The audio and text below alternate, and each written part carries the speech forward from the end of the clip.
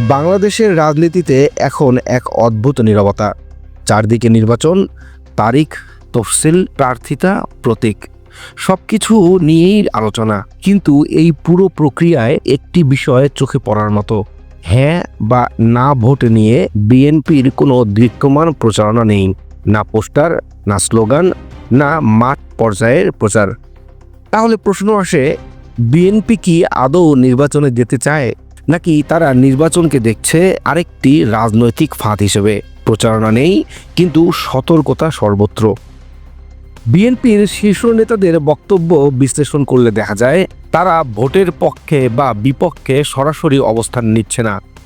হ্যাঁ না ভোট নিয়ে জনগণকে উদ্বুদ্ধ করতে না, বরং বারবার একটি কথাই বলতে, নির্বাচন হতে হবে গ্রহণযোগ্য, নিরপেক্ষ ও অংশগ্রহণমূলক।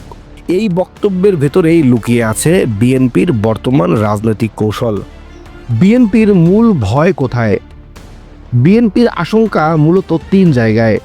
নির্বাচনকে বৈধতা দেওয়ার ফাঁদ। তাদের ধারণা, আগেভাগে প্রচারণায় নামলে সরকার বলতে পারবে সব দল অংশ নিচ্ছে, এতে পুরো প্রক্রিয়া স্বয়ংক্রিয়ভাবে বৈধতা পেয়ে যাবে। খেলাটা মাঠে নয়, ফলাফলে লেখা আছে। বিএনপি মনে করে প্রশাসন, আইন শৃঙ্খলা বাহিনী, নির্বাচন ব্যবস্থাপনা সবই এখনও প্রশ্নের ঊর্ধ্বে নয়।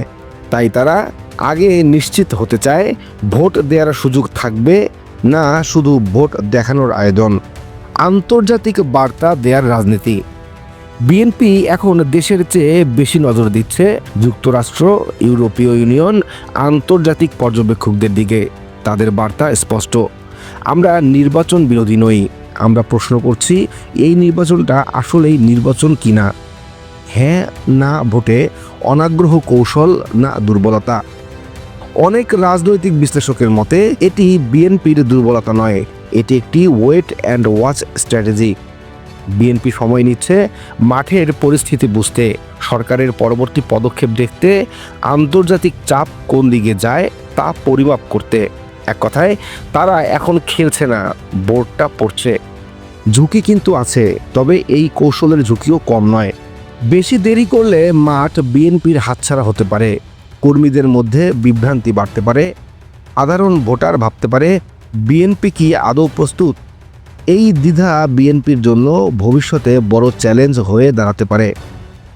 আজকের বাস্তবতা হলো, বিএনপি এখন ভোট চাইছে না, কিন্তু ভোটের শর্ত লিখতে চাইছে। তারা হ্যাঁ নাতে নয়, নজর রাখছে নির্বাচনের ফাঁকে। এই নীরবতা কি শেষ পর্যন্ত কৌশল হবে, না রাজনৈতিক ভুল? সেটা নির্ভর করছে একটি প্রশ্নের উপর, এই নির্বাচন কি সত্যি প্রতিযোগিতার মাঠ হবে, নাকি শুধু অংশগ্রহণের নাটক? বাংলাদেশের রাজনীতির সবচেয়ে বড় লড়াইটা এখন সেখানেই।